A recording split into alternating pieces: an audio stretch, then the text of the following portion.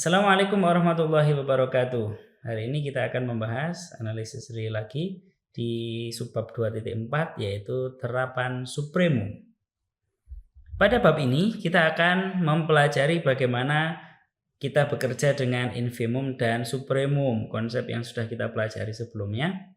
Akan kita bahas juga terapan sangat penting dari konsep-konsep tersebut dalam menurunkan sifat-sifat bilangan real. Akan kita mulai pembahasan kita ini dari contoh yang sedikit banyak akan menggambarkan teknik-teknik krusial penting dalam menerapkan konsep infimum dan supremum. Kita mulai dari contoh. Contoh berapa ya? Biasanya ada angkanya. Contoh sajalah pokoknya. Contoh di 2.4 ini.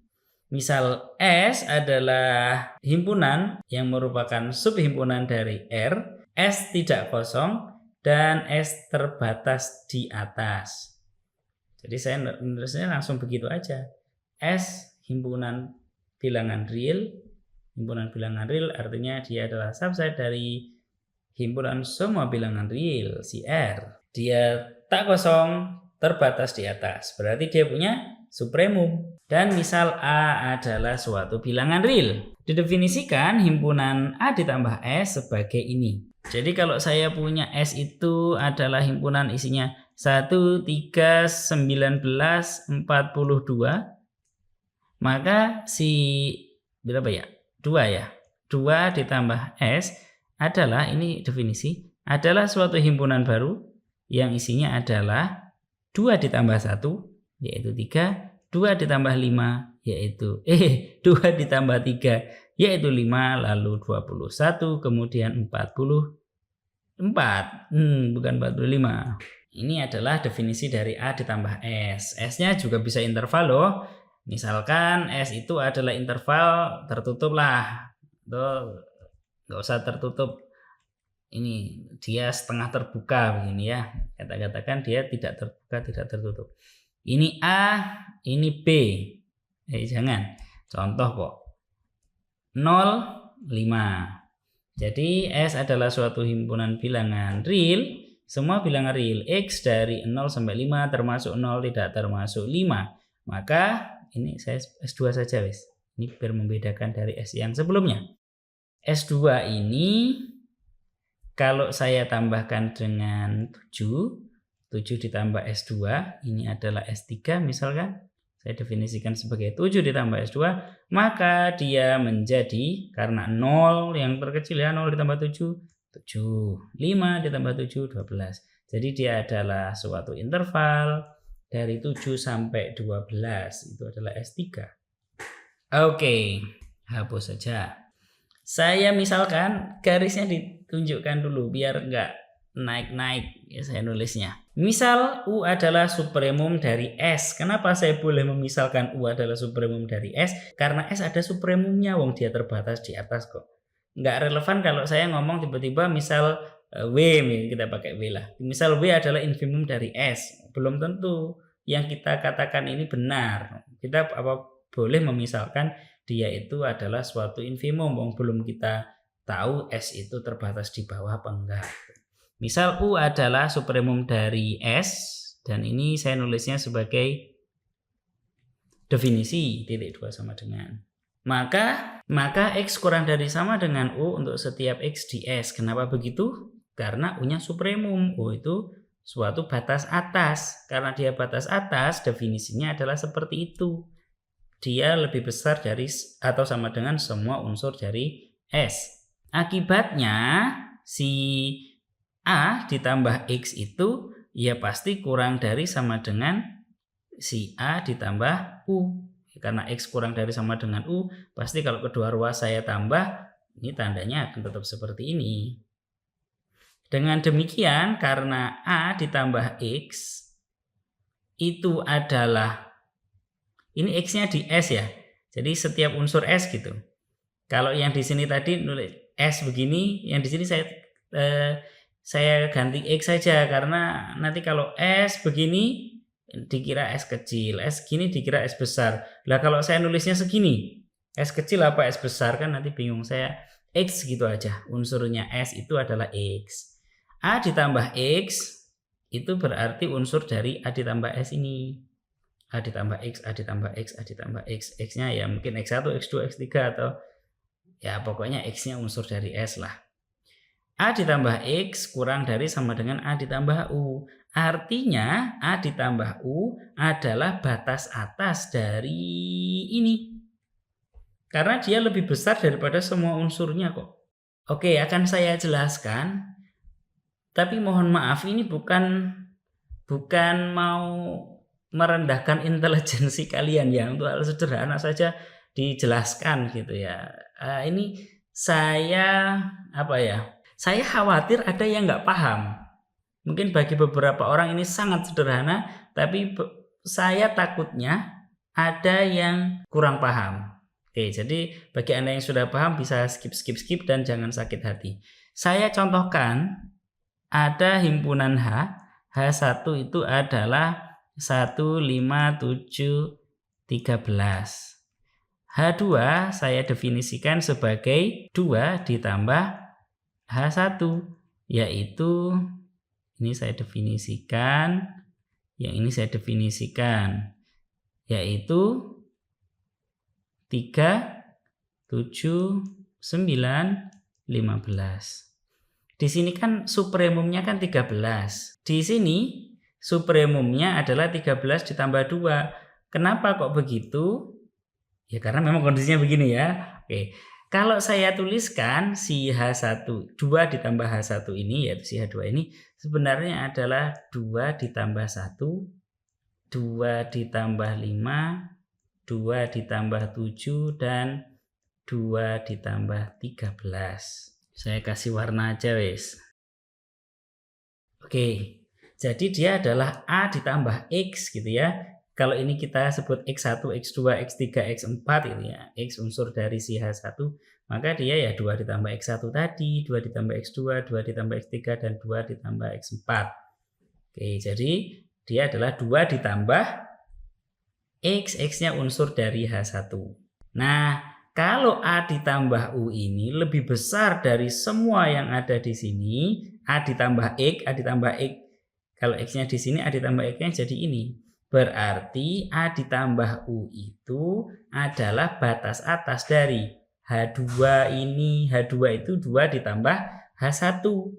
Maksudnya seperti itu. Atau kalau saya mencontohkan, himpunannya adalah bukan himpunan yang berhingga begitu.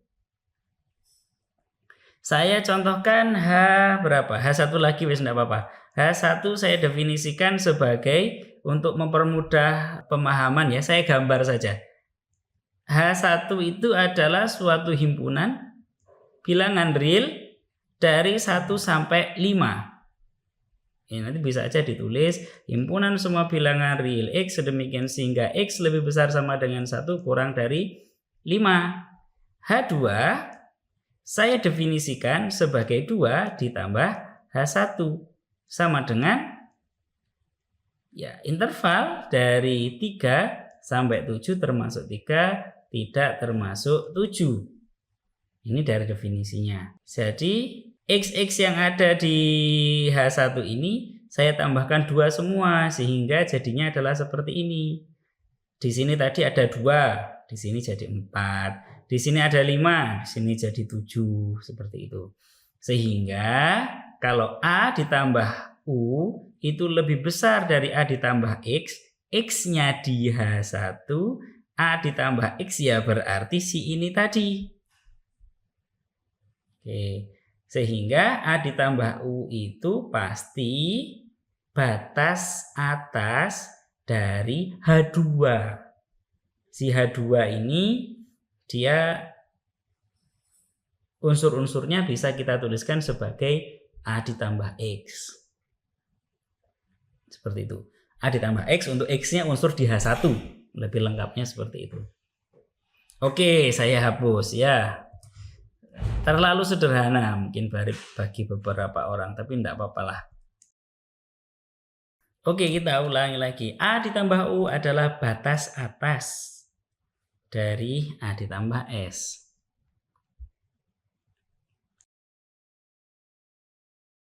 Ini sekali lagi saya bilang ini adalah coretan ya, bukan bukti yang formal. Kenapa bukti yang formal? Karena tidak boleh ini jadi satu kalimat begini, A ditambah X kurang dari sama dengan A ditambah U titik. Itu enggak bisa begitu ya. Harus terbaca seperti kita membaca suatu kalimat. Saya naikkan sedikit biar nggak kelihatan ini loh biar nggak kelihatan. Karena A ditambah U itu adalah batas atas, maka kita peroleh A ditambah keliru.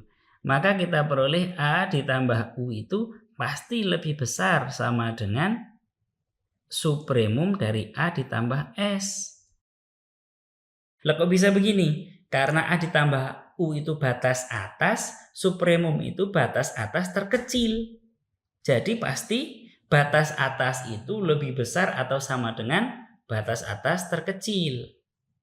Tidak mungkin kurang dari.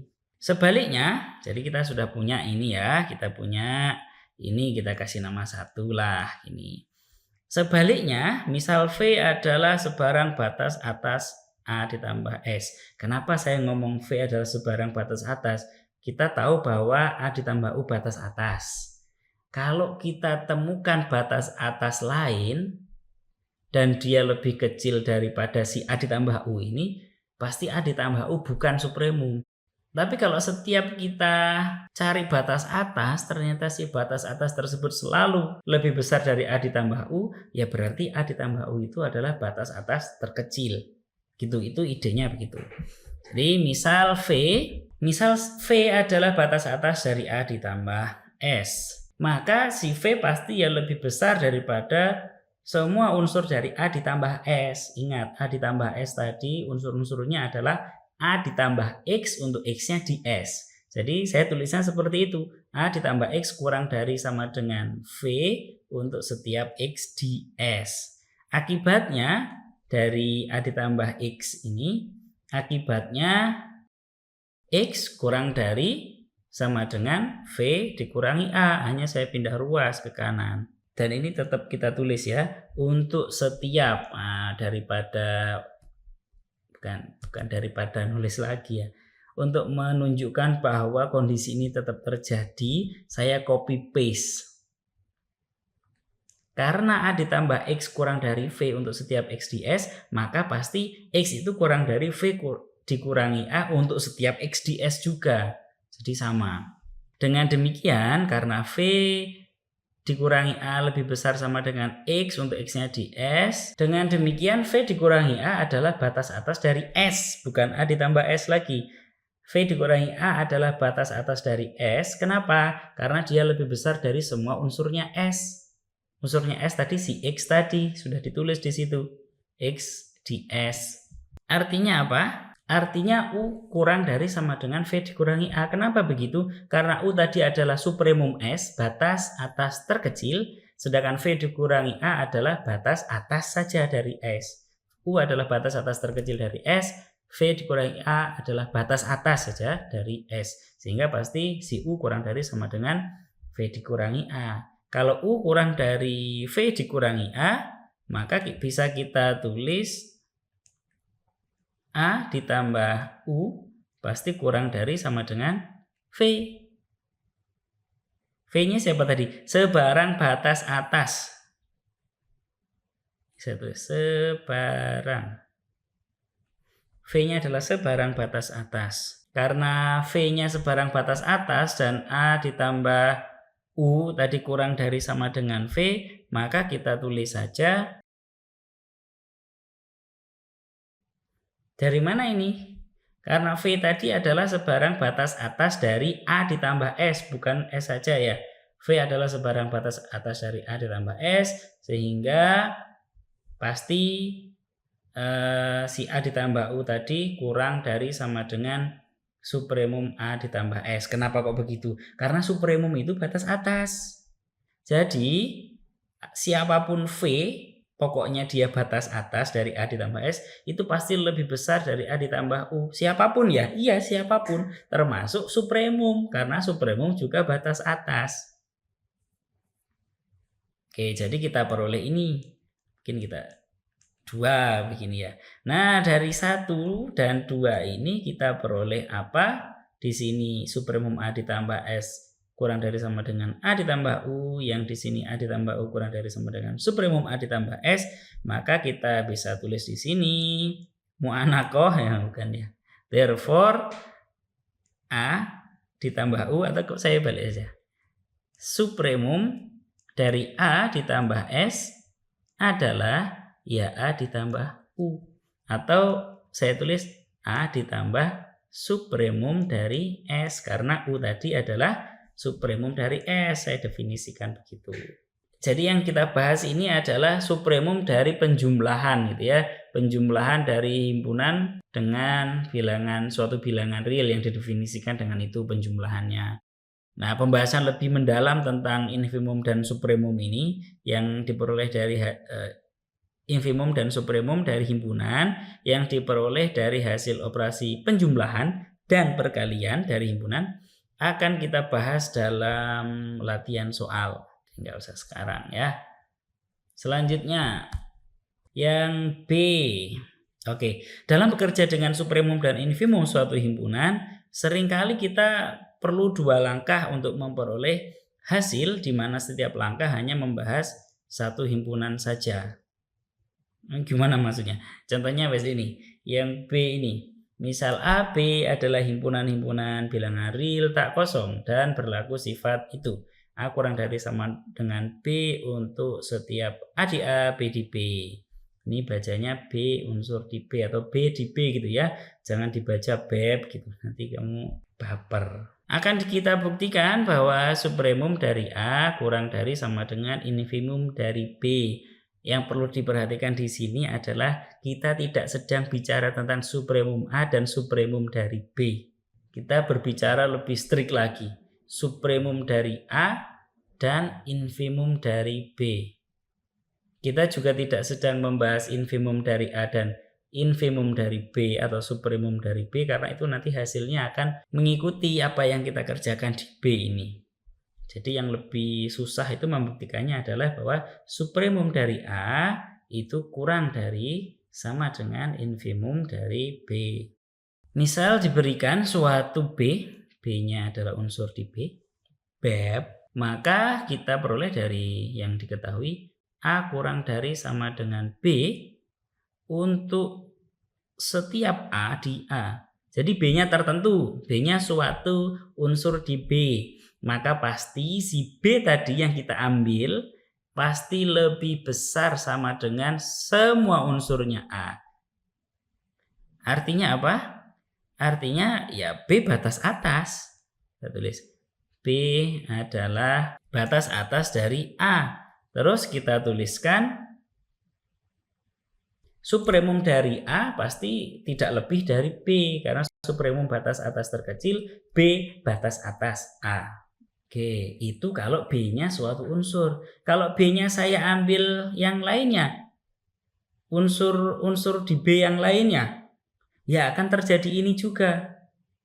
B-nya siapapun B, ternyata ini berlaku untuk setiap B di B.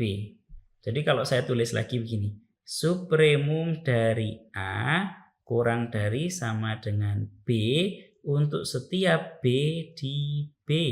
Karena tadi saya ngambilnya B-nya tidak tertentu, pokoknya B suatu unsur di B sebarang. Kalau sebarang berarti kan sama saja saya nulisnya supremum dari A kurang dari sama dengan B untuk setiap B di B ini. Untuk setiap B. Artinya apa? Tidak apa-apa ya, saya titik gitu aja, nggak nyambung, harusnya nggak begitu. Soalnya kelamaan kalau harus ditulis sesuai dengan struktur penulisan bukti gitu ya, secara bahasa Indonesia harus titik komanya harus ditempatkan, harus ada predikat dan objek kalau diperlukan dalam satu kalimat dan sebagainya, kelamaan nanti. Ini idenya saja, coret-coretannya saja yang saya tulis di sini.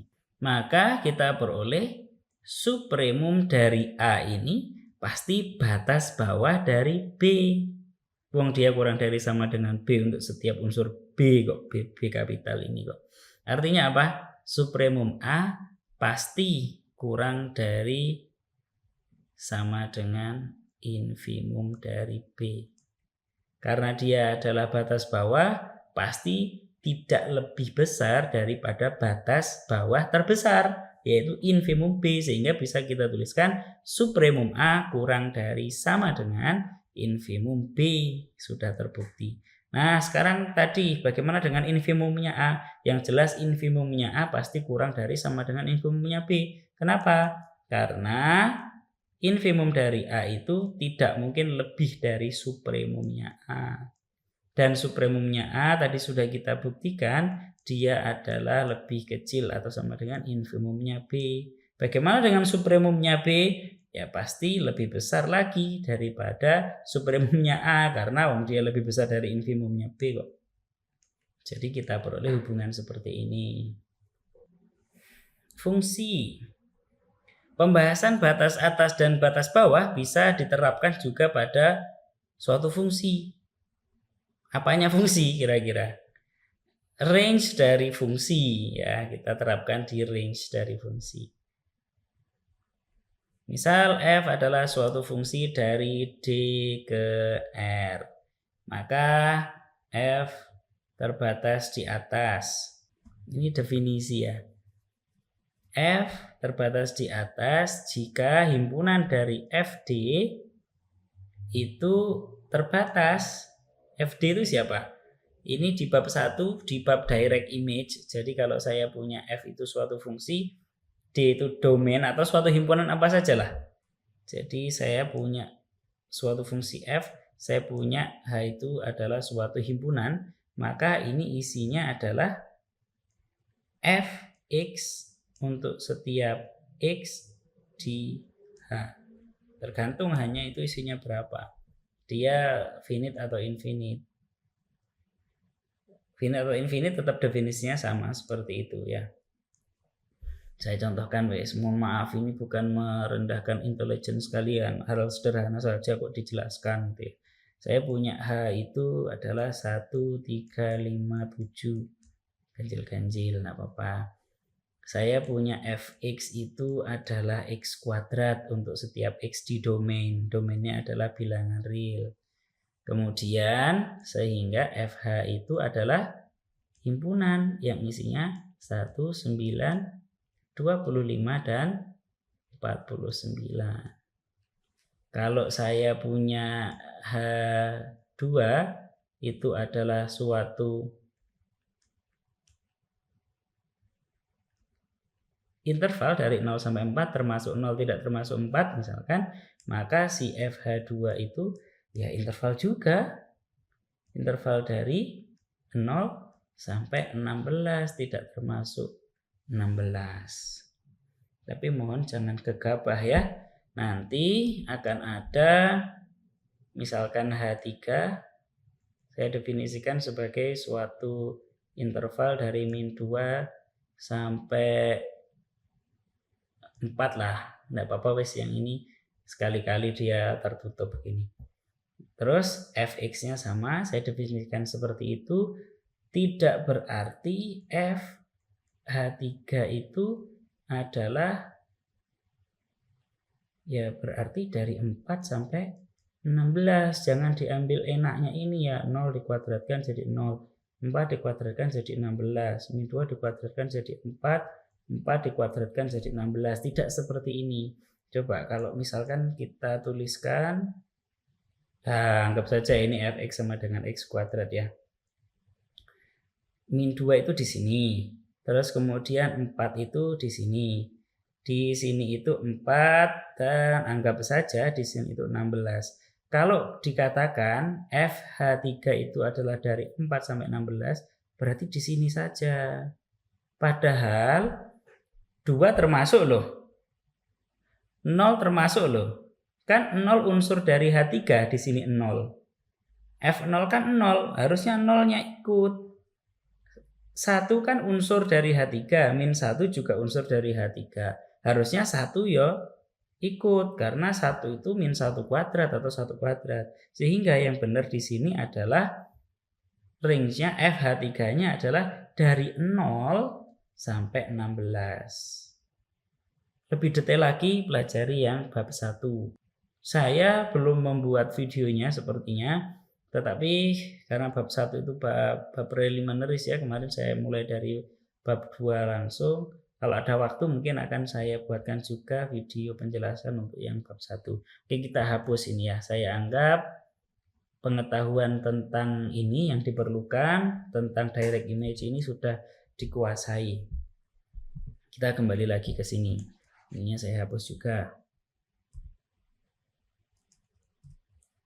Hapus saja semuanya.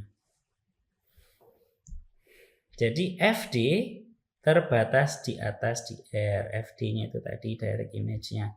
Dengan kata lain, ada B di R sedemikian sehingga Fx kurang dari B. Kalau saya punya suatu fungsi begini, dia disebut terbatas di atas jika ada B di mana B itu lebih besar daripada semua unsurnya si Fx. Untuk X-nya mungkin di interval tertentu atau di domain tertentu ya. Ya tergantung si D-nya tadi bagaimana. Dan F dikatakan terbatas di bawah jika Fd-nya yang terbatas di bawah. Jadi kalau kita gambarkan ada suatu fungsi begini ya, dia terbatas di bawah. Kalau ada suatu bilangan, sebut saja apa ya, kalau ini B, yang ini mungkin C lah. Jika ada suatu bilangan C sedemikian sehingga C itu kurang dari sama dengan semua unsur dari Fx-nya di D tadi ya, berarti Fd lah bilangnya gitu. Nah, kalau dia itu terbatas di atas sekaligus terbatas di bawah, kita katakan si F ini terbatas. Kalau dia begini saja belum tentu terbatas. Kalau begini saja dia belum tentu terbatas. Jadi kalau saya punya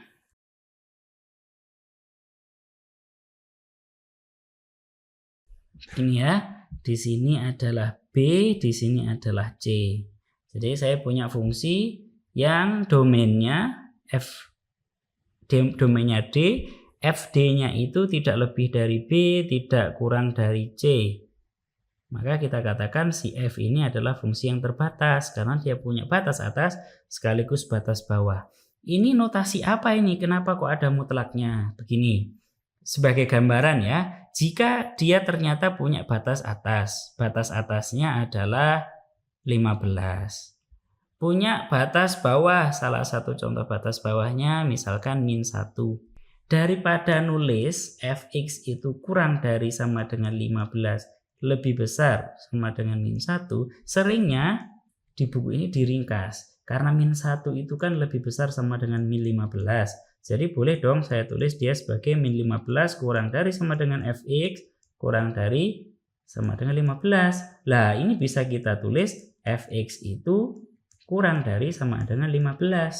Kita pilih saja salah satu nilai yang memenuhi. Ini apakah harus 15? Kalau 15 segini, apakah harus supremumnya? Apakah harus mepet ke sini? Enggak, ini 150 pun boleh. Kalau dia punya batas atas 15, punya batas bawah -1, boleh saja kita katakan Fx itu kurang dari sama dengan 150 begitu. Ya karena memang dia tidak kurang dari -150, tidak lebih dari 150. Itu penjelasannya. Selanjutnya contoh 242. Contoh berikut ini menggambarkan bagaimana kita bekerja dengan supremum, infimum dari suatu fungsi.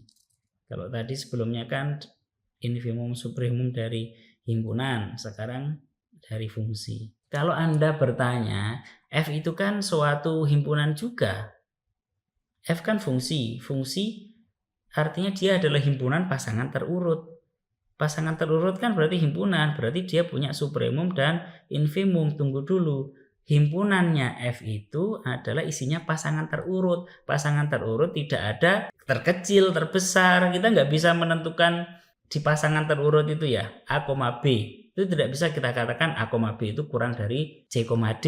Dia pasangan terurut yang punya sifat trikotomi cuman bilangan real. Nah, jadi kalau ada yang penasaran seperti itu, jawabannya adalah ini tadi sudah didefinisikan. Supremum infimumnya kepakainya di F ini adalah di fungsi ini adalah fungsi ini apanya fungsi yang dijadikan himpunan yang akan dicari supremum dan infimumnya. Ternyata FD-nya, range-nya, bukan F yang dipandang sebagai suatu himpunan dari pasangan terurut. Nah, bagaimana F diperlakukan sebagai suatu himpunan dari pasangan terurut mungkin sudah dijelaskan di kuliah sebelumnya, teori himpunan, atau di bab 1 di analisis real ini, punyanya Bartel ini juga sudah dijelaskan. Nanti bisa dipelajari. Oke, kalau nggak penasaran nggak apa-apa, berarti kan nggak bingung. Misal FG fungsi-fungsi bernilai real, domainnya adalah D. Sama-sama D domainnya. Dan kita asumsikan F maupun G adalah fungsi yang terbatas. Dia punya batas atas, dia punya batas bawah. Jika Fx kurang dari sama dengan Gx untuk semua X di D, maka kita tuliskan dan kita bisa membuktikan bahwa supremum dari Fd itu pasti kurang dari sama dengan supremum Gd, atau biasa kita tulis seperti ini. Oke, untuk membuktikannya perhatikan ini ada beberapa yang harus dicermati. Fx kurang dari sama dengan Gx. Ingat, Gd itu adalah himpunan dari Gx untuk setiap, loh kok ditulis gitu, untuk X-nya ada di D. Fd itu adalah himpunan dari Fx untuk setiap X-nya ada di D. Jadi unsur dari Fd itu siapa? Ya Fx1, Fx2, Fx3 dan seterusnya. Ya, saya berat ngomong Fx1, Fx2 dan seterusnya karena belum tentu D-nya itu denumerable, belum tentu dia countable. Boleh jadi dia uncountable. Wes ngomongnya Fd itu unsurnya adalah Fx. Fd adalah himpunan, unsurnya adalah Fx untuk X-nya di D.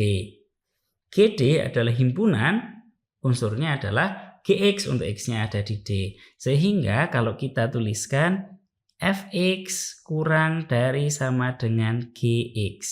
Si Gx ini pasti kurang dari sama dengan supremumnya. Supremum dari himpunan yang tersusun dari Gx ini, yaitu Gd. Dan ini terjadi untuk semua X di D. Oke, nah coba di pause, dipahami bagi yang belum paham tentang ini. Gx kurang dari sama dengan supremumnya Gd, karena Gx itu unsur dari Gd. Ge gitu isinya Gd ini. Terus yang paling besar siapa? Supremumnya si Gd. Boleh jadi supremumnya itu ada di Gd, boleh jadi dia tidak di Gd seperti tadi yang ditunjukkan. Boleh jadi supremum itu merupakan unsur dari himpunan, boleh jadi dia juga bukan unsur dari himpunan, dia lebih dari gitu ya. Oke, jadi yang jelas Gx itu untuk setiap X-nya di D siapapun pasti tidak lebih dari supremumnya Gd. Oke, kalau kita tahu ini untuk setiap X, ini terjadi. Kalau ini kita tuliskan ya, yang ini enggak kita perhatikan Gx-nya, berarti kan Fx kurang dari sama dengan supremum dari Gd untuk setiap X di D. Artinya apa? Artinya supremum Gd itu adalah batas atas dari himpunan yang isinya Fx. Siapa himpunan yang isinya Fx? Fd. Sehingga dari sini bisa kita tulis supremum dari Gd adalah batas atas dari Fd, dan sehingga kita simpulkan supremum dari Fd kurang dari sama dengan supremum dari Gd. Loh, lah kok bisa begini?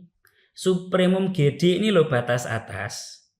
Kalau dia batas atas, ini tadi batas atas Fd. Kalau dia batas atas dari Fd, pasti tidak kurang dari batas atas terkecilnya Fd, begitu. Jadi kita simpulkan di sini adalah supremum dari Fd pasti tidak lebih dari supremum Gd. Oke, atau ya kita tuliskan bentuknya adalah seperti ini. Supremum dari Fx untuk X-nya di D. Nah, kita singkat jadi FDGD begini. Bolehlah nulisnya seperti ini juga enggak apa-apa, seperti ini juga oke. Artinya sama. Yang B sekarang. Perhatikan bahwa fx kurang dari sama dengan gx untuk setiap x di D pada bagian A ini tidak menyatakan hubungan antara supremumnya FD dan infimumnya GD. Tidak sesakti yang tadi kita pelajari di mana? Di sini.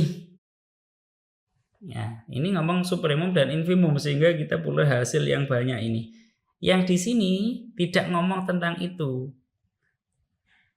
Fx kurang dari Gx itu bukan berarti unsur dari Fd semuanya kurang dari unsur dari GD, karena bisa saja begini. Saya punya fungsi yang ini F. Agak saya perlebay. Yang ini F. Yang ini adalah G. Ini kan sudah memenuhi. Kalau saya ambil X dimanapun, pasti akan kita dapati kebalik. Saya ambil yang ini F, yang ini G. Kita pasti mendapati si Fx ini kurang dari Gx. Di sini juga demikian, di sini juga demikian. Di sini juga begitu, di situ juga begitu. Gx selalu lebih besar atau sama dengan si Fx. Tetapi coba kalau misalkan saya ambil di sini, ini kan Fx. Lah, di sini kan Gx. X-nya berbeda, tidak mengatakan bahwa yang unsur-unsur dari si F, D ini semuanya kurang dari GD. Lah ini contohnya. Ada unsur dari GD, yaitu mungkin di sini ya, sebut saja si B begitu. Ada unsur dari FD, yaitu sebut sajalah di sini si FA gitu. Yang kita peroleh FA itu malah lebih besar daripada GB. Nah, kalau yang di atas tadi memang si A itu kurang dari sama dengan B untuk setiap A di A, untuk setiap B di B. Kalau yang di bawah di sini tadi tidak seperti itu. Oke, mungkin ini saya taruh di atas saja. Saya taruh di sini ya sebagai pengingat bahwa mungkin saja ini terjadi. Ya contohnya misalkan fx-nya x kuadrat gitulah, atau gx-nya sama dengan x. Jadi fx-nya x kuadrat, gx-nya x. Domainnya dari 0 sampai 1, maka pasti fx kurang dari sama dengan gx untuk semua x di D. Tetapi ada loh unsur dari fd yang lebih besar daripada gd gitu. Kalau saya tulis, saya misalkan ini contoh ya, fx sama dengan x kuadrat. Definisi gx sama dengan x. Terus d-nya saya anggaplah dari 0 sampai 1 wes gitu. Dari 0 sampai 1.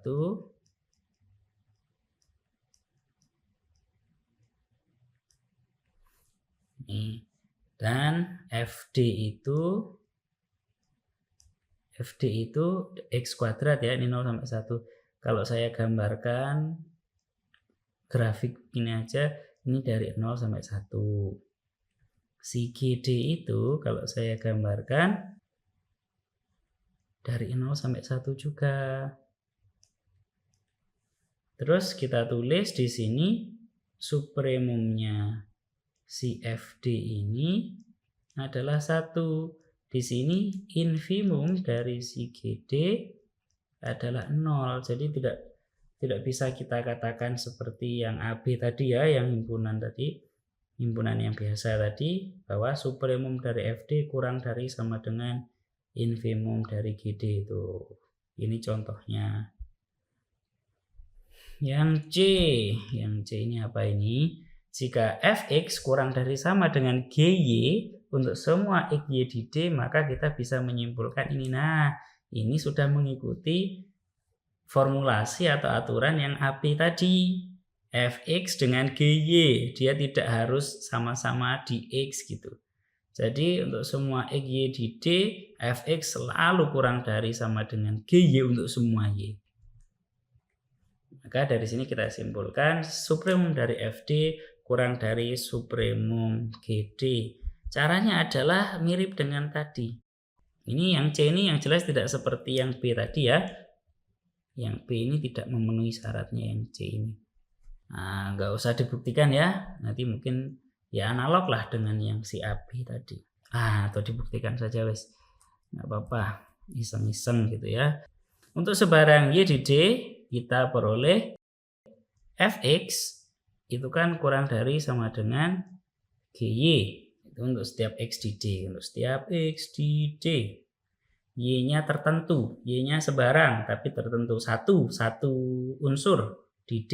Kita sebut Y, meskipun dia sebarang, dia satu unsur. Kita peroleh GY ini pasti lebih besar dari semua Fx untuk X-nya di D. Artinya apa? Artinya GY ini batas atas dari GD. Kita tulis di sini GY adalah batas atas dari FD. Artinya bisa saja kita tulis supremum dari FD itu kurang dari sama dengan GY. Karena GY batas atas dari FD, supremum itu batas atas terkecil dari FD. Nah, kita kembali lagi ke yang tadi saya katakan. Untuk sebarang Y di D, jadi siapapun Y di D ini berlaku. Artinya supremum FD ini batas bawah dong dari GD. Saya tulis supremum FD adalah batas bawah dari GD. Sehingga bisa kita tulis karena batas bawah dengan batas bawah terbesar itu ada hubungan, yaitu lebih besar batas bawah terbesar, maka kita tulis supremum dari FD yang merupakan batas bawah dari GD pasti tidak lebih besar daripada infimum dari GD, sehingga ya ini terbukti. Kalau selera kalian nulisnya seperti ini ya tidak masalah. Asal jangan supremum Fx gitu aja, tidak ada di bawahnya X unsur di D seperti itu. Mungkin kalau penulisannya lebih enak yang supremum FD gitu ya. Bagi yang nggak tahu triknya mungkin malah akan kebingungan. Misalkan seperti ini saya nulisnya supremum dari FD.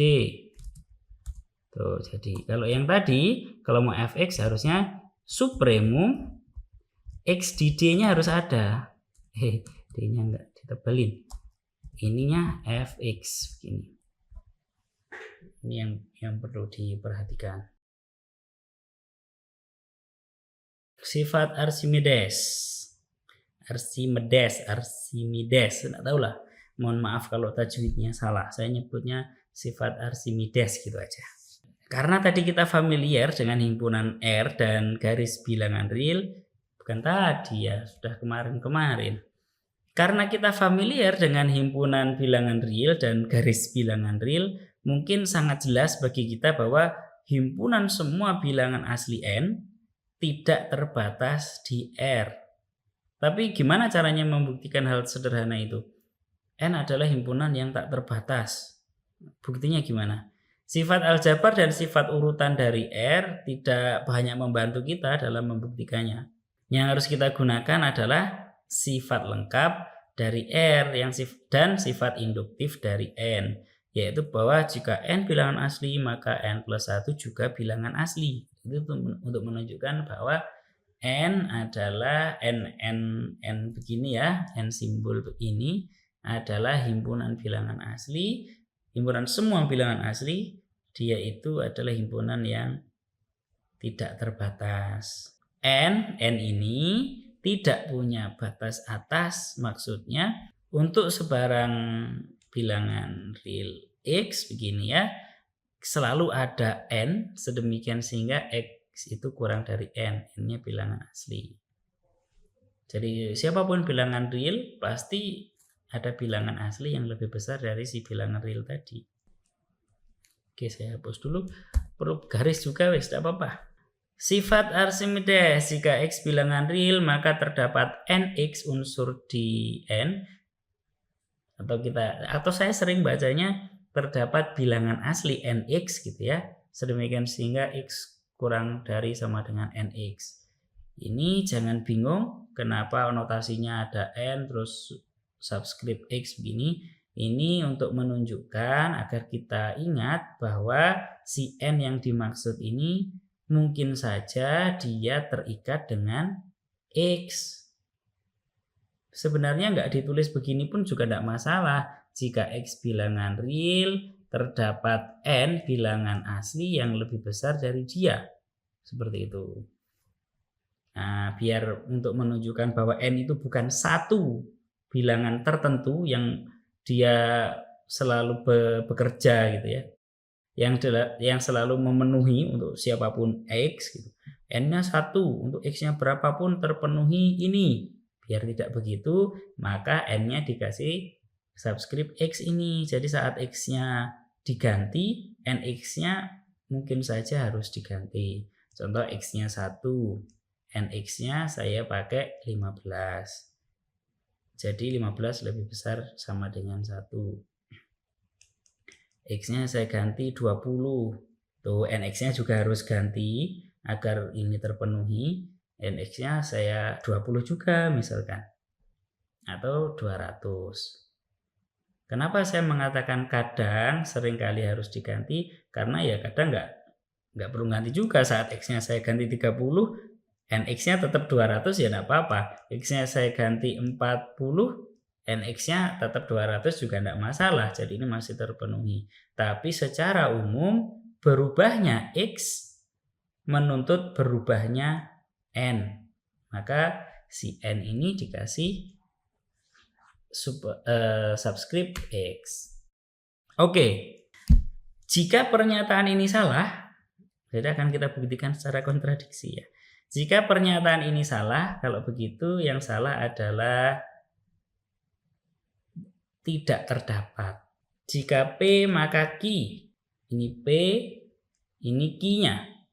Dia akan, kalau pernyataan ini salah, berarti P benar, Q salah. Hanya itu. Yang membuat implikasi itu salah hanya jika P-nya benar, Q-nya salah. Jadi X-nya bilangan real, terus ini tidak terdapat. Kalau tidak terdapat N bilangan asli sedemikian sehingga X kurang dari sama dengan N, itu bahasanya bisa saya ganti semua N bilangan asli ini pasti kurang dari si X. Jadi saya bahasakan ke ini saja. Tidak terdapat bilangan asli yang lebih besar dari X. Itu berarti semua bilangan asli kurang dari X. Begitu. Oke, kita coba proses. Kita peroleh tadi ya, kita tulis di sini ya. N kurang dari X untuk setiap N-nya bilangan asli. X-nya suatu bilangan real. Dari sini tadi. Sehingga X adalah batas atas dari N. Dan menurut sifat lengkap, karena N itu terbatas di atas, dia pasti punya supremum dong. Supremumnya anggap sajalah U. Jadi U saya definisikan sebagai supremum dari N. U-nya yang jelas bilangan real karena supremum. Kalau seperti ini, kalau U itu adalah batas atas terkecil dari N, maka pasti kita peroleh U-1 bukan batas atas dari N. Kalau dia bukan batas atas, kenapa? Ada bilangan asli M, sehingga U dikurangi 1, karena U-1 itu adalah bukan batas atasnya N, maka ada atau terdapat M bilangan asli di mana U dikurangi 1 itu kurang dari M. Ini menurut sifat himpunannya ya yang sudah kita pelajari. Nah kalau nggak ada M yang memenuhi ini, artinya si U-1 itu tidak kurang dari unsurnya N ini. Ya berarti U-1 bukan batas atas, bukannya dua kali, double negation. Jadinya U-1-nya adalah batas atas, karena kan nggak kurang kan berarti lebih dari atau sama dengan, seperti itu. Nah, karena dia bukan batas atas ya pasti ada M. Kalau U dikurangi 1 itu kurang dari M, kita peroleh apa? Ya U kurang dari M ditambah 1. Karena M bilangan asli, M plus 1 bilangan asli juga, maka persamaan tersebut ya kontradiksi bahwa U adalah batas atas. Lawang M ditambah 1 itu unsur dari N kok. Dari mana tahu? Lah M-nya tadi katanya bilangan asli. Kalau M bilangan asli, M ditambah 1 juga bilangan asli menurut definisi dari bilangan asli atau unsur dari himpunan semua bilangan asli si N ini. Loh kok U itu kurang dari suatu bilangan asli, berarti kurang dari unsurnya si N begini ini. Nah, di sini kontradiksi. Katanya tadi U batas atas. Lah kok U kurang dari unsurnya N? Kontradiksinya di situ. Akibatnya jika S adalah itu, infimumnya adalah 0. Dari mana ini? Karena S tidak kosong, wong ada isinya. S itu kan isinya adalah 1, setengah, sepertiga, seperempat, dan seterusnya. Dia tidak kosong, ada isinya. Maka dia terbatas di bawah oleh siapa? Oleh 0 misalkan. Kita akan membuktikan infimumnya adalah 0, jadi dia harus memenuhi dua unsur itu, dua syarat.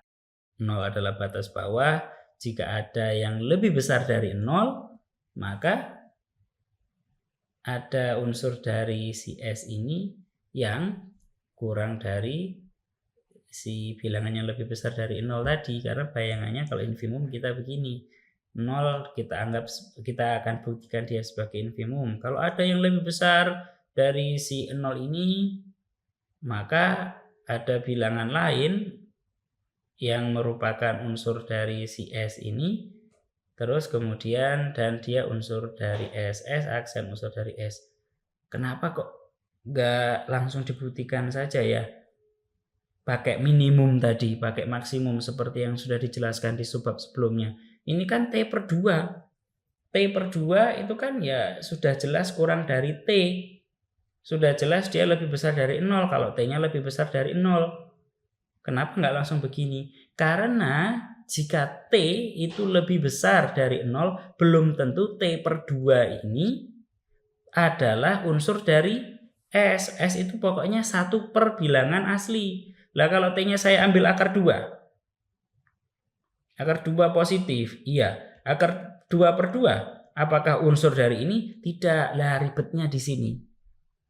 Kita tidak bisa lagi memakai cara yang tadi ya, karena saya buat videonya hari ini ya saya sebut tadi saja di bab 2.3 yang dijelaskan sebelumnya tentang bagaimana membuktikan suatu bilangan adalah infimum dari suatu himpunan lain. Nanti dicek kalau misalkan lupa. Nggak bisa kita langsung pakai T per 2 begini, nggak bisa. Jadi kan kalau S itu adalah paling kecilnya, nggak tahu lah, ini semakin besar N semakin kecil nilai 1/N. Jadi sangat menuju ke 0 dan unsur terbesarnya adalah 1, yaitu saat N-nya sama dengan 1. 1, setengah, sepertiga, seperempat gitu ya. Kemudian 1/5 dan seterusnya, makin lama makin dekat dengan 0 karena makin mengecil. Tapi ini juga bukan semuanya begini. Nah, itu yang repot. Dia dari 0 sampai 1 tetapi ya bisa kita bilang lah titik begitu. Jadi nggak bisa kita menjamin T per 2 itu pasti suatu bilangan yang ada di S. Oke, saya hapus dulu. 1/N itu pasti lebih besar dari 0 karena N-nya lebih besar sama dengan 0, bahkan lebih besar sama dengan 1 menurut definisi dari bilangan asli. Dan sudah kita buktikan di bab sebelumnya bahwa jika A itu positif, maka 1/A pasti juga positif. Kita nggak usah bahas ini lagi ya, ini sudah terlampau jauh untuk dibahas. Oke, langsung ini aja. Kita tahu bahwa 1/n itu pasti lebih besar sama dengan 0. Artinya apa? Artinya 0 adalah batas bawahnya. 0 adalah batas bawah dari si S. Jadi unsur pertama sudah kita, syarat pertama sudah kita bisa buktikan bahwa 0 adalah batas bawah. Sekarang karena S itu punya batas bawah menurut sifat lengkapnya R, ya pasti si S itu punya batas bawah terbesar atau infimum. Misal infimumnya saya sebut sebagai W. W adalah infimum dari S. Kalau W itu infimum dari S, ya yang jelas W itu pasti tidak negatif lah. Karena 0 itu batas bawahnya. W pasti lebih besar sama dengan 0 karena 0 batas bawah. Jadi batas bawah terbesarnya pasti ya lebih besar atau sama dengan 0 gitu. Ini alasan kenapa W pasti lebih besar sama dengan 0. Sehingga untuk sebarang epsilon positif, untuk setiap epsilon positif yang diberikan dari sifat Archimedes tadi, kita tahu bahwa pasti ada bilangan asli n sedemikian sehingga si 1/epsilon ini kurang dari n. Ingat tadi dikatakan jika X bilangan real maka ada bilangan asli yang lebih besar. Nah, 1/epsilon kan bilangan real. Dari mana tahu? Karena epsilonnya tidak sama dengan 0. Jadi dia pasti bilangan real. Nah, jadi 1/epsilon pasti kurang dari suatu bilangan asli. Sebut saja n kecil. Karena 1/epsilon kurang dari sama dengan n, maka di sini kita tahu 1/n pasti kurang dari epsilon. Dari mana? Nggak usah saya jelaskan, ini terlalu kecil ya, nanti dibuktikan sendiri. Tandanya nggak berubah karena n tidak negatif, epsilon tidak negatif dan sebagainya. Dengan demikian karena kita peroleh 1/n kurang dari epsilon, maka kita tulis saja lah 0 kurang dari sama dengan W. Dari mana? Dari sini. W itu tadi kan infimum, batas bawah terbesar, maka pasti kurang dari sama dengan si 1/n untuk setiap n di n. Kenapa harus ada begininya? Karena W tadi adalah batas bawah dari S. S itu himpunan dari himpunan yang isinya 1/n, n-nya bilangan asli. Nah, 1/n tadi kurang dari epsilon dari baris sebelumnya. Nah, sehingga kalau kita ringkas di sini 0 kurang dari sama dengan W kurang dari epsilon untuk setiap epsilon, seberapapun epsilon, sebesar apapun atau sekecil apapun. Dan menurut teorema 219 yang dulu waktu saya menjelaskan saya bilang ini akan kita pakai sering-sering. Nah, salah satunya dipakai di sini. Dan nanti akan dipakai terus. Menurut teorema 219 yang memenuhi siapa? Ya W sama dengan 0. Jadi kita simpulkan W pasti sama dengan 0. Artinya infimum dari S sama dengan 0. 2, 4, 5. Ada akibat lagi. Jika T positif, maka ada bilangan asli. Saya simpulkan, saya notasikan dengan kamu. NT bilangan asli. Sedemikian sehingga 1/nt ini positif. Ini trivial ya, karena n-nya bilangan asli pasti 1/nt ini ya pasti positif, tidak mungkin negatif. Dan ini di bagian pentingnya di sini. 1/nt ini kurang dari T. Jadi siapapun T positif selalu ada 1/n, n-nya bilangan asli yang lebih kecil dari T tadi. Jadi misalkan T-nya 10. Ada loh 1/nt, n-nya saya ambil 1. Jadi 1/1. Loh, 1/1 kurang dari 10. Lah kalau T-nya 1/10, ayo saya kecilkan lagi. Tapi yang jelas dia harus positif ya. Saya kecilkan lagi jadi 1/10. Ada loh n sama dengan 11, sehingga 1/11 kurang dari 1/10. Lah kalau T-nya 1/1 juta, saya kecilkan lagi, saya dekatkan dengan 0. Ada loh NT yang memenuhi, yaitu 1.000.001, sehingga 1/1.000.001 begini, itu kurang dari T. Nah, nanti bisa dibayangkan bagaimana kalau T-nya dikecilkan lagi. Kalau T-nya dibesarkan ya wes pakai yang semula saja. Misalkan T-nya 1/1 juta ini sudah bisa, T-nya dibesarkan misalkan jadi 1 atau jadi 2, ya pakai yang begini aja ya. Sudah memenuhi ini. Oke, itu gambarannya. Bukti matematisnya gimana? Tadi kan kita tahu infimum dari 1/n untuk n-nya bilangan asli, semua bilangan asli itu adalah 0 kan? Karena infimumnya adalah 0 dan T itu tadi positif ya, maka pasti si T ini bukan batas bawah dari himpunan ini. Kenapa bukan batas bawah? Karena T-nya positif. T-nya ada di sini, 0-nya di sini. 0-nya batas bawah terbesar. Ya nggak mungkin lah T itu jadi batas bawah. Uang batas bawah terbesar aja 0 gitu. Sehingga karena T-nya positif begini, ada bilangan asli N sedemikian sehingga 1/n positif yang jelas dan dia kurang dari T. Dari mana itu? Ini kalau saya simbolkan NT, gak apa-apa NT. Ada bilangan asli NT sedemikian sehingga 1/NT itu kurang dari T dan dia positif. Dari mana? Dari sifat bukan batas bawah tadi. Kalau dia bukan batas bawah pasti ada seperti ini. 246. Akibat lagi ini ya, akibat dari sifat Archimedes tadi. Jika Y positif, maka terdapat bilangan asli NY sedemikian sehingga Y itu pasti di antara NY dikurangi 1 sampai NY. Ini dua-duanya ada tanda sama dengannya ya. Di bukunya Bartel yang edisi 3, yang edisi sebelumnya, ini begini. Lebih strict lagi. Kayaknya malah lebih seru yang ini deh. Kalau yang ini ya nggak bilang nggak seru, tapi lebih menantang kalau dia itu kurang dari seperti ini. Ini ngomong apa sih akibat ini? Ini adalah Y-nya positif. Misalkan saya ambil 5. 5 itu pasti antara 5 dikurangi 1 misalkan sampai 5. Jadi NY-nya di sini saya ambil 5. Kalau saya ambil Y-nya itu kan boleh positif, boleh apa saja ya. Pi misalkan ya. Pi kita tahu dia adalah 3,1415 dan sekian-sekian. Pi itu pasti kalau saya ambil N-nya itu adalah 4 gitu ya.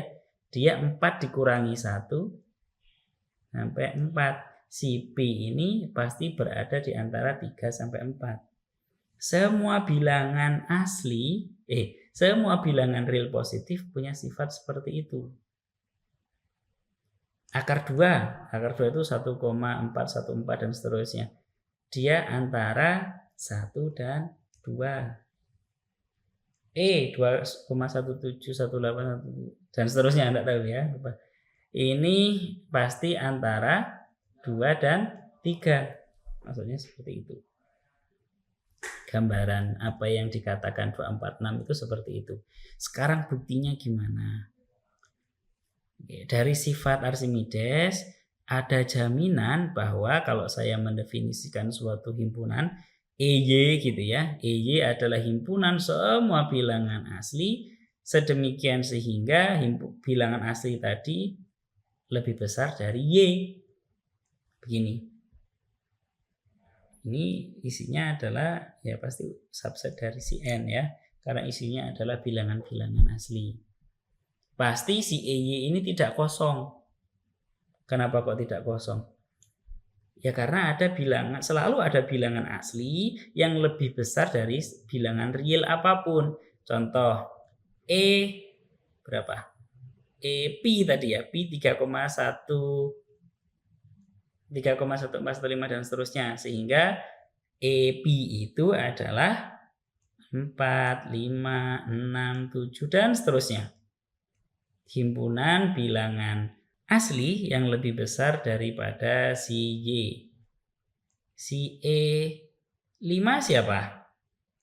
Ya 6, 7, 8, dan seterusnya. Si EE siapa? Ya 3, 4, 5, 6, dan seterusnya.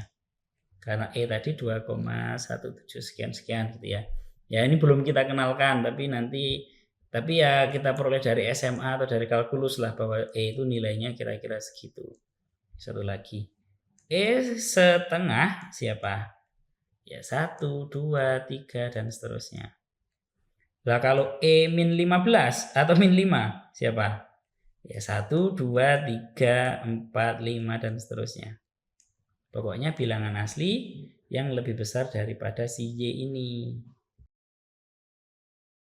Maka dari sifat urutan, sifat terurut rapinya N, kita tahu bahwa EY memiliki unsur terkecil. Nah, unsur terkecilnya si EY ini unsur terkecilnya 4, ini 6, 3, 1, 1 gini ya. Unsur terkecilnya kita simpulkan sebagai NY. Nah, pastinya si NY dikurangi 1 itu bukan unsur dari EY. Kenapa? Karena ya kalau dia unsur dari EY, unsur terkecilnya bukan NY dong, tapi ya NY dikurangi 1 tadi. Jadi NY dikurangi 1 pasti bukan unsur dari si EY ini.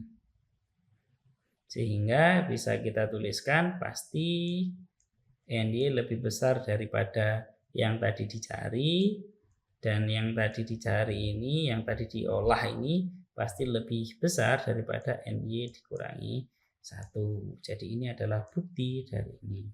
Nah 246 ini 24 dari 244 ya, 244 ini sampai 246 ini seringkali kita menyebutnya sebagai sifat Archimedes. Jadi kalau saya nanti bilang menurut sifat Archimedes, itu boleh jadi akibat ini 33 ini, atau ya memang ini 243 sampai 246. Cuma 243 dalam prakteknya nanti kita akan jarang pakai. Malah kita yang paling penting buat materi-materi selanjutnya adalah akibat-akibatnya. Ya, kita sebut sajalah mereka semuanya ini sebagai sifat Archimedes. Eksistensi akar 2. Dulu kita membuktikan bahwa akar 2 itu bukan bilangan rasional. Gampang kita membuktikannya.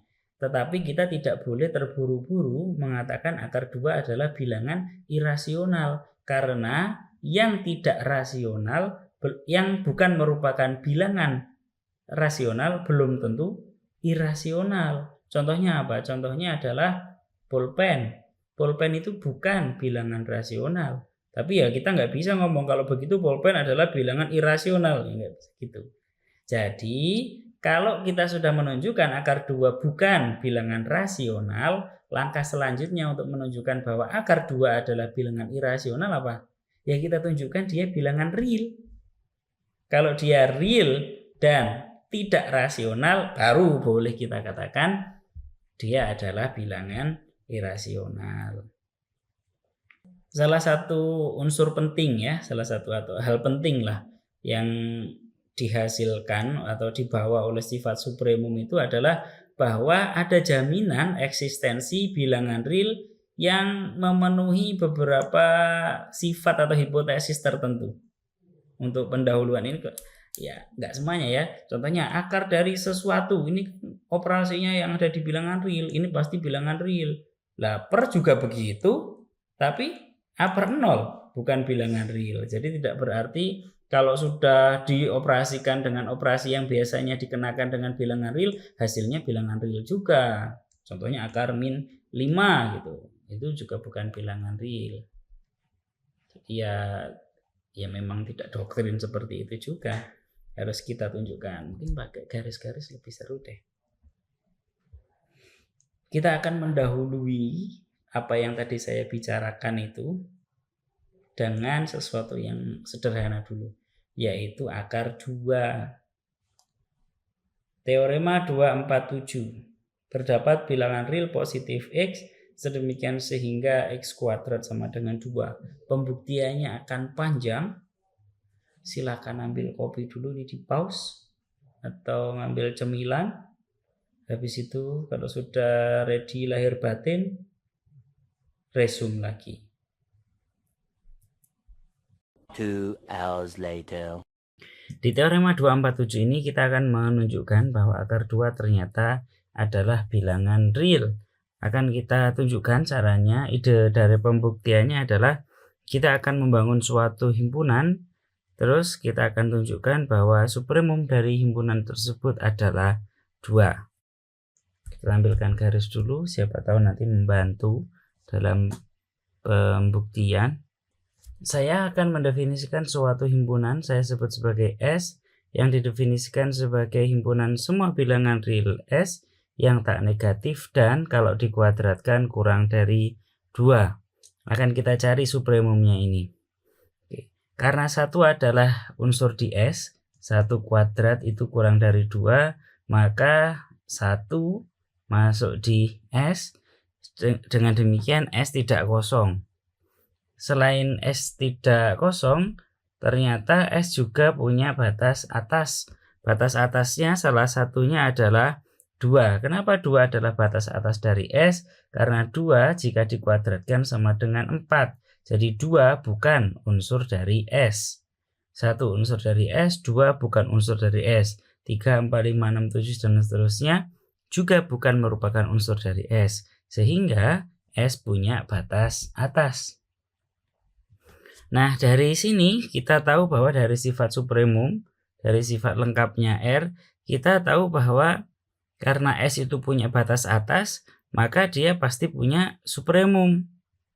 Karena dia punya supremum, kita boleh memisalkan X misalnya, ya, saya notasikan dengan X. Misal X adalah supremum dari si S ini.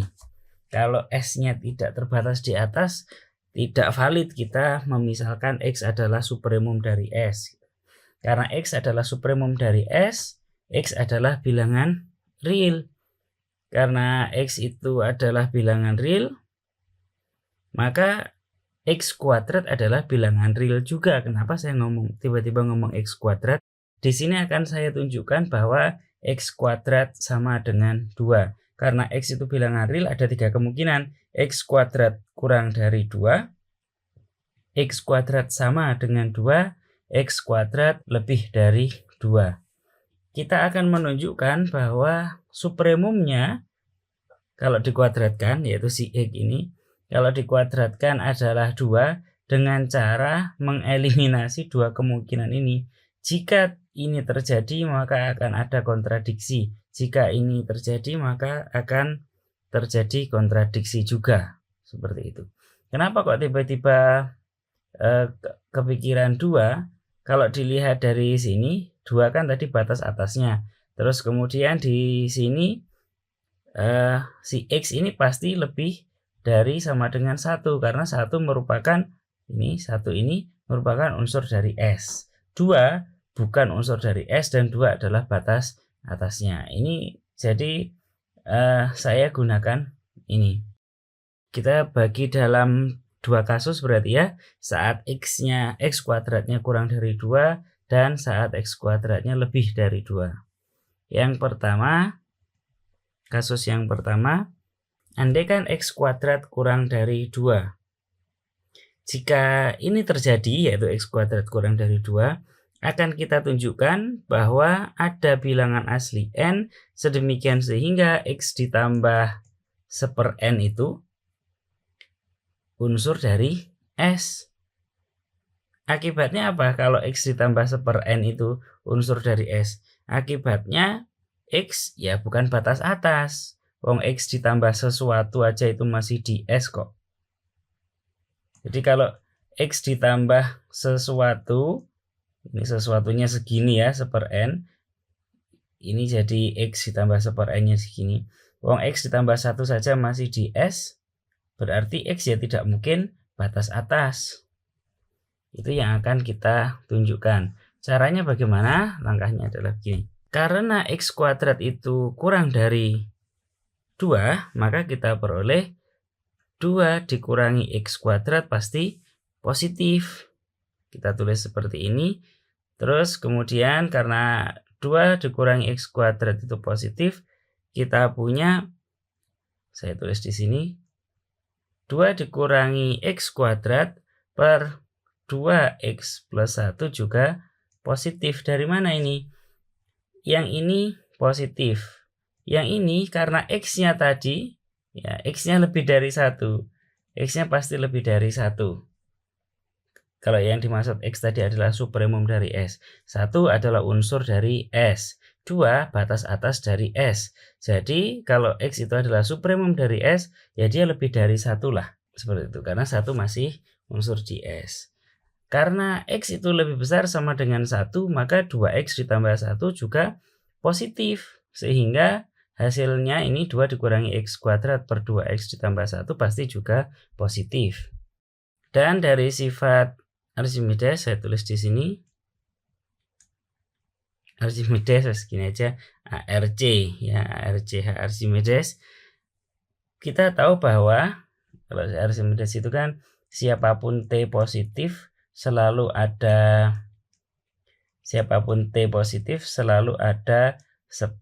N bilangan asli di mana 1/n itu positif dan kurang dari T. Akan kita gunakan sifat itu.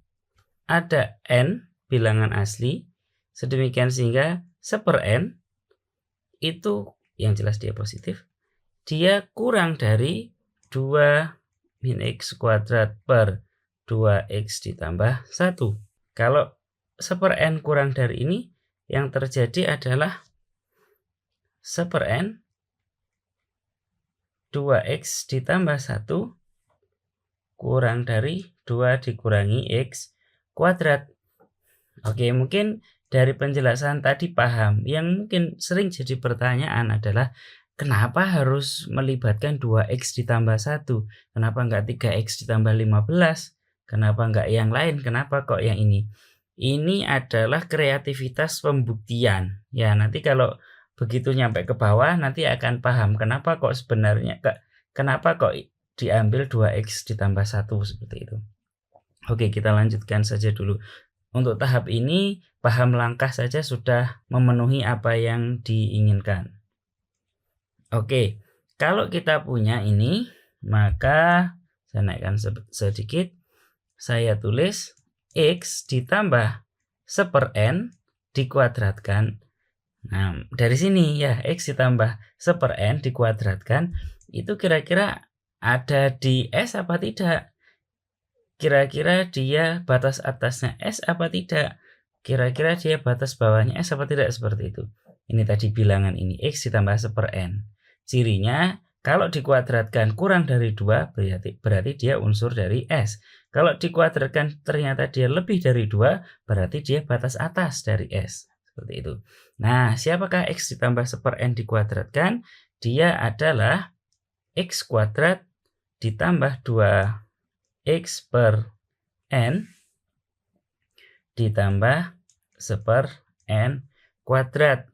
Ini kurang dari X kuadrat ditambah 2X per n ditambah 1/n. Ini nggak saya jelaskan terlalu jauh ya. Dari sini ke sini kenapa kok tandanya kurang dari. Ya nanti bisa dibaca sendiri gitu ya. Karena n lebih besar sama dengan 1 menurut definisi dari bilangan asli. Maka kalau saya kalikan n, dia tidak akan berubah tanda. Dia akan jadi seperti ini. Jadi n kuadrat lebih besar dari n. Sehingga 1/n kuadrat kurang dari sama dengan 1/n. Nah, ini dulu sudah dijelaskan, jika A kurang dari B, kurang dari sama dengan B, maka 1/B kurang dari sama dengan 1/A. Enggak saya bahas terlalu dalam tentang ini, langsung kita pakai saja seperti ini. Siapa ini? Ini adalah X kuadrat ditambah 1/n, sama-sama punya 1/n, ditambah 1/n dikali 2X ditambah 1. Nah, sekarang baru tahu kenapa kok milih 2X ditambah 1. kreativitas pembuktian ya. Nah, ini kurang dari sama dengan X kuadrat ditambah 2 dikurangi X kuadrat. Dari mana kok tiba-tiba kurang dari? Dari sini tadi. 1/n dikali 2x ditambah 1 kurang dari 2 dikurangi x kuadrat. Yang ini kurang dari yang itu. Jadi di sini tandanya adalah kurang dari sama dengan. Dan ini adalah 2. Sehingga kalau kita tulis ulang, kalau kita langsung ke sini ya, hubungannya dia dengan 2 adalah, saya tulis pakai tinta biru, X ditambah 1/n dikuadratkan kurang dari sama dengan 2. Artinya apa? Sesuatu yang dikuadratkan kurang dari 2, maka dia adalah unsur dari S. Karena X ditambah 1 dikuadratkan ini kurang dari 2, kurang dari sama dengan 2, ya maka kita katakan X ditambah 1 itu adalah unsur dari S. Artinya, saya tulis di sini, artinya X ditambah 1/n bukan batas atas dari S. Kontradiksi, X adalah supremum dari S. Katanya X itu batas atas. Kok X ditambah 1/n aja bukan batas atas gitu ya. Jadi kontradiksi dengan yang kita punya. Artinya yang salah siapa di sini? Yang salah adalah pengandaian kita. Ini yang tiba-tiba kita nyatakan dia kurang dari 2. Berarti pengandaian kita salah. Artinya tidak mungkin X kuadrat kurang dari 2.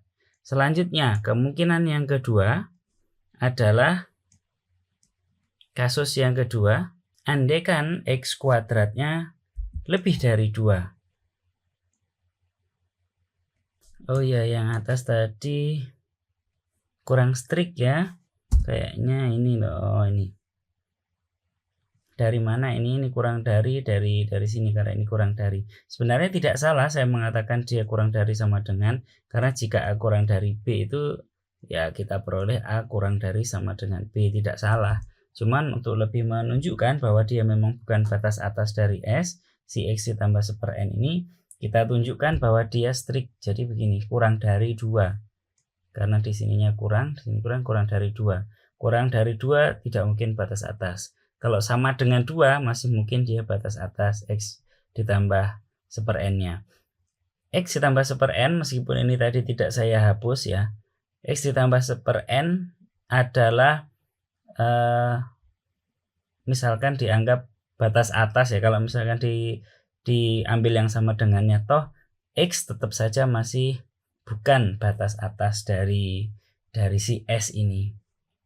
Kalau misalkan X ditambah 1/n, kondisi paling buruknya dia adalah sama dengan 2 tadi ya.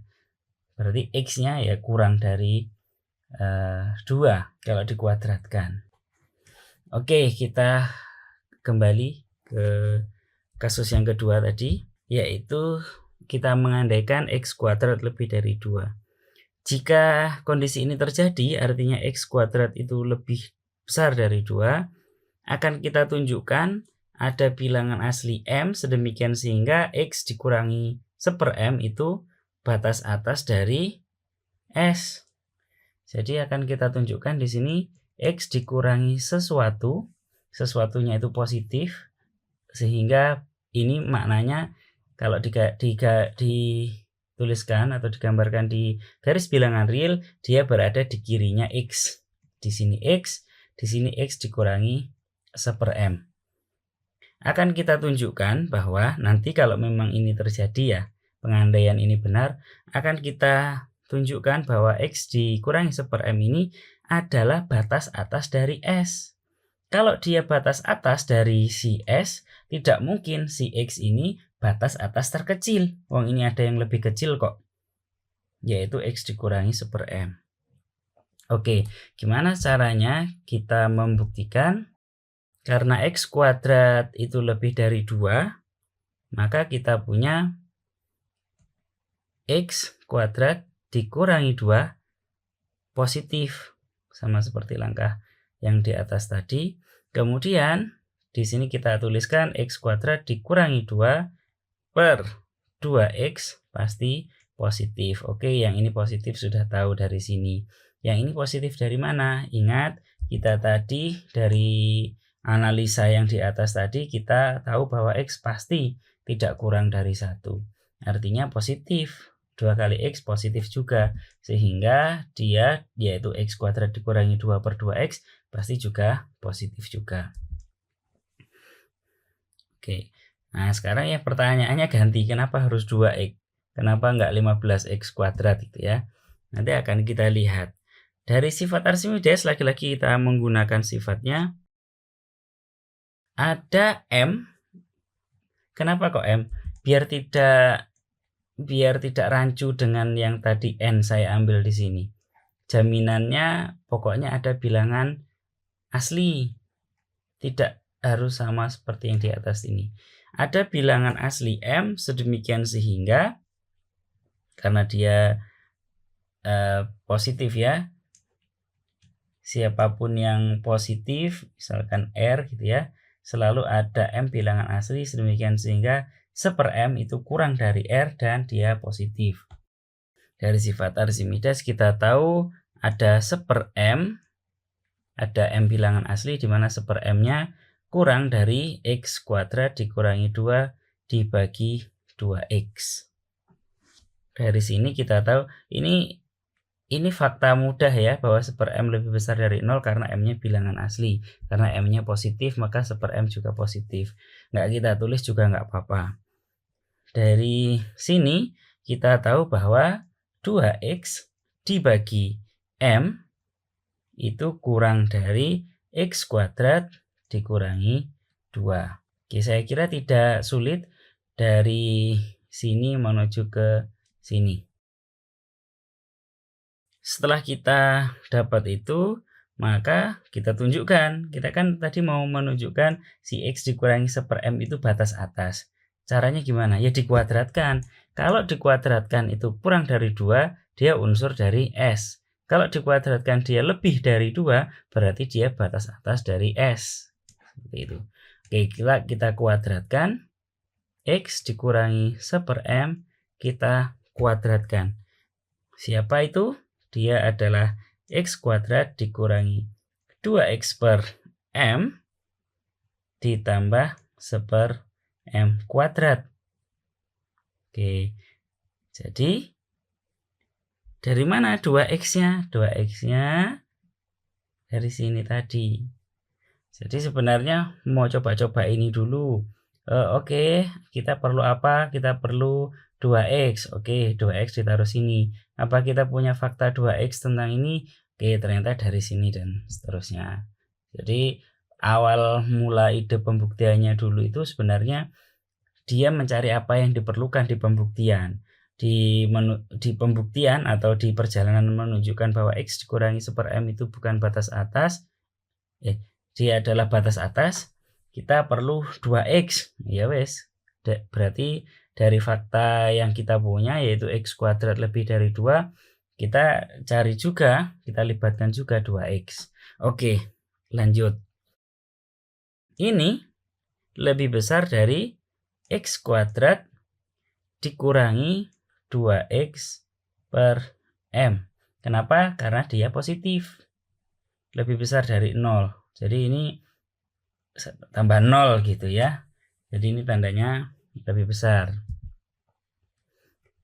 Dari sini juga kita tahu bahwa dia itu lebih besar dari ini. Di sini kan tandanya 2x dibagi M itu kurang dari x kuadrat dikurangi 2. Ini kenapa kok tiba-tiba tandanya jadi begini? Kok ditambah? Kalau 2x dibagi M itu kurang dari x kuadrat dikurangi 2, maka kalau kedua ruas kita kalikan -1, maka menjadi 2x dibagi M sesuatu. Di sini min x kuadrat min 2. Tandanya gimana? Karena dikalikan dengan -1 dikalikan dengan bilangan negatif, maka kita rubah tandanya jadi seperti ini. Jadi ini lebih besar dari yang ini. Terus X kuadrat dikurangi X kuadrat dikurangi 2. Ini jadi tambah nanti ya. Ini berarti sama dengan 2. Kesimpulannya apa? Kesimpulannya adalah kalau kita tuliskan, saya pakai tinta biru, X dikurangi 1/m dikuadratkan lebih dari 2. Kalau dia lebih dari 2, apa artinya? Artinya X dikurangi 1/m adalah batas atas. Saya tulis aja lah. Sehingga X dikurangi 1/m adalah batas atas dari S. Dan ini kontradiksi bahwa X itu supremum dari S. X itu batas atas terkecil. Lah kok ada batas atas yang lebih kecil, yaitu X dikurangi 1/m. Seperti itu. Jadi kontradiksi. Nah, karena dari 2 tadi ya, karena X kurang dari 2 tadi kontradiksi, X lebih dari 2 kontradiksi juga, sama-sama salah, maka kita simpulkan X pasti sama dengan 2. Sehingga supremum dari himpunan ini adalah 2. Dari sini akar 2 adalah bilangan real. Kenapa? Karena si X-nya tadi, si supremumnya adalah bilangan real. Dan X itu menyatakan nilai dari akar 2 secara implisit ya. Kalau X kuadrat itu sama dengan 2, maka kita notasikan X itu sama dengan akar 2. Selanjutnya, catatan. Jika kita ganti himpunan S dalam bukti teorema 247 yang barusan kita diskusikan dengan himpunan bilangan rasional T, yaitu ini, bukan bilangan real, jadi mengganti R-nya saya ganti dengan Q, maka kita akan sampai pada kesimpulan bahwa Y adalah supremum T dan memenuhi Y kuadrat sama dengan 2.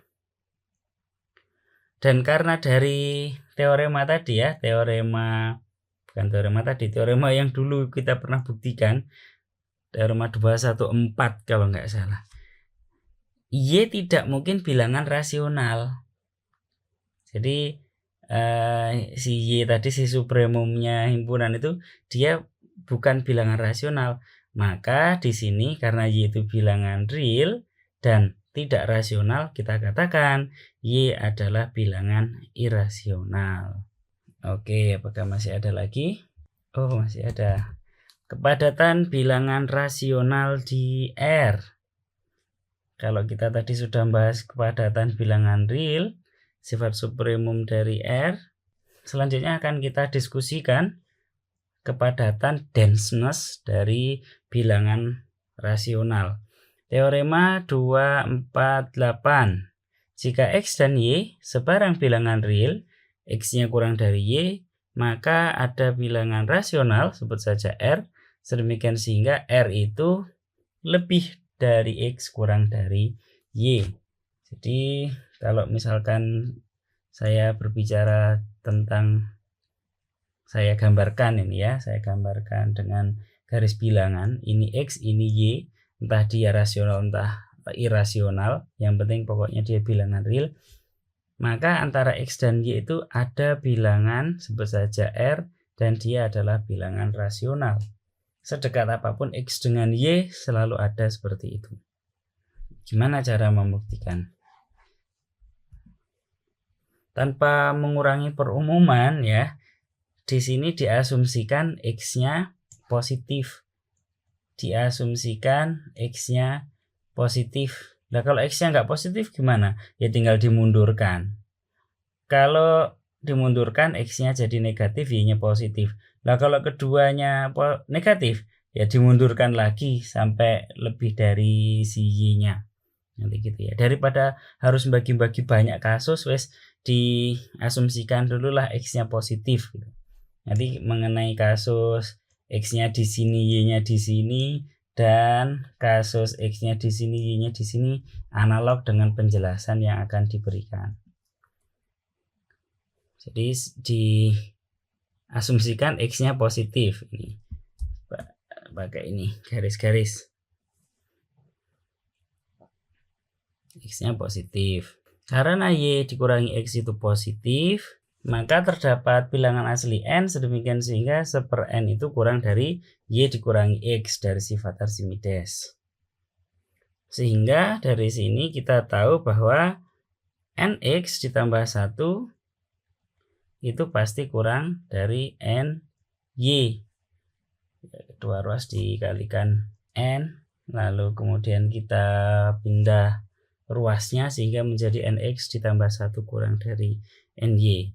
Kalau kita menggunakan akibat yang sudah kita bahas, yaitu di 246 ya, bahwa sebarang bilangan real itu selalu berada di antara dua bilangan asli gitu. Bilangan real positif maksudnya selalu berada di antara dua bilangan asli. Nggak bisa ngomong begitu juga sih, karena bisa 0. Dia selalu berada di antara N dikurangi 1 si X ini dan N. Lah N nya ini yang bilangan asli. N-1 nya ini bisa aja dia 0. Itu menurut 214. Kok 214? Menurut 246 yang barusan dibahas. Saya tulis, dan dari 246 ada M bilangan asli sedemikian sehingga M dikurangi 1 kurang dari sama dengan si NX ini dan kurang dari sama dengan M. Sehingga akibatnya apa? Kalau kita punya itu, akibatnya M itu kurang dari NX ditambah 1 dan dia kurang dari NY. Dan kita peroleh apa lagi selain itu? NX-nya kurang dari M kurang dari NY. Sehingga kalau sudah punya begini gimana? Ya pilih saja si R yang dimaksud adalah M/N. M/N itu kalau ini saya bagi dengan N kan jadinya X kurang dari M/N kurang dari Y. Siapa M? Bilangan asli. Siapa N? Bilangan asli juga. Jadi dia pasti bilangan rasional. Nah nanti kasus untuk X-nya negatif, Y-nya positif, nanti analog dengan ini, boleh jadi nanti M/N-nya positif, boleh jadi dia negatif. Kalau X-nya negatif, Y-nya negatif, M/N-nya pasti negatif. Coba nanti sambil dipikir-pikir ya, kira-kira gimana ya, saya bisa langsung otomatis tahu buktinya seperti ini enggak ya? Artinya ya dikurangkan saja dengan suatu bilangan kalau mau memundurkan. Oke, kita ke 249. Ternyata yang punya sifat seperti tadi tidak hanya bilangan rasional, bilangan irasional pun juga punya. Jika X dan Y adalah bilangan real, bilangan-bilangan real, di mana X-nya kurang dari Y, maka terdapat bilangan irasional Z, sedemikian sehingga Z itu di antara X dan Y. Nah, ini gimana? Ya kita pakai yang sudah kita buktikan saja. Dari 248,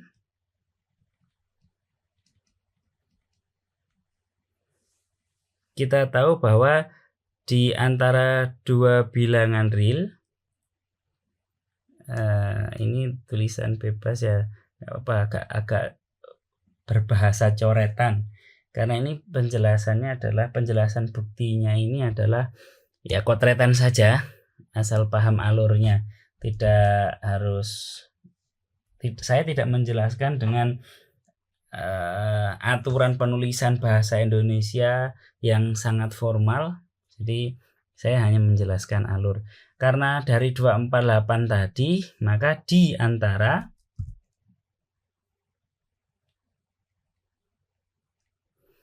di dan antara nggak boleh gandeng.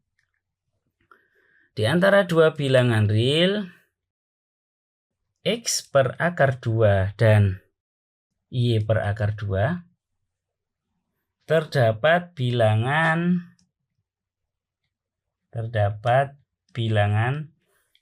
rasional R. Ini R-nya bilangan rasional dan dia tidak sama dengan 0, sehingga X dibagi akar 2 kurang dari R kurang dari Y per akar 2. Dari sini kita tahu kalau kita kalikan akar 2 di masing-masing ruasnya, kita boleh X kurang dari R per akar 2 kurang dari Y. Jadi di antara dua bilangan real sebarang tadi ya X, Y, ada bilangan irasional yang dalam hal ini adalah bukan R per akar 2. Karena tadi kan katanya dikalikan ya, jadinya ya R kali akar 2 atau akar 2R. Biasanya yang notasi begini didahulukan. Akar 2 kali R. Dia adalah bilangan irasional. Di kalkulus dulu sudah dibuktikan ya, bahwa bilangan rasional dikali bilangan irasional adalah bilangan irasional. Saya tidak akan membahas di sini. Kalau ada kebingungan silakan diskusikan dengan temannya atau dengan adik tingkatnya yang masih semester 1 gitu. Akar 2 kok bilangan irasional dari mana? Dari tadi yang sudah kita buktikan bahwa akar 2 adalah bilangan real, dan dari yang di bab 2.1 dulu, teorema 214, si akar 2-nya bukan bilangan rasional, sehingga akar 2 adalah bilangan irasional.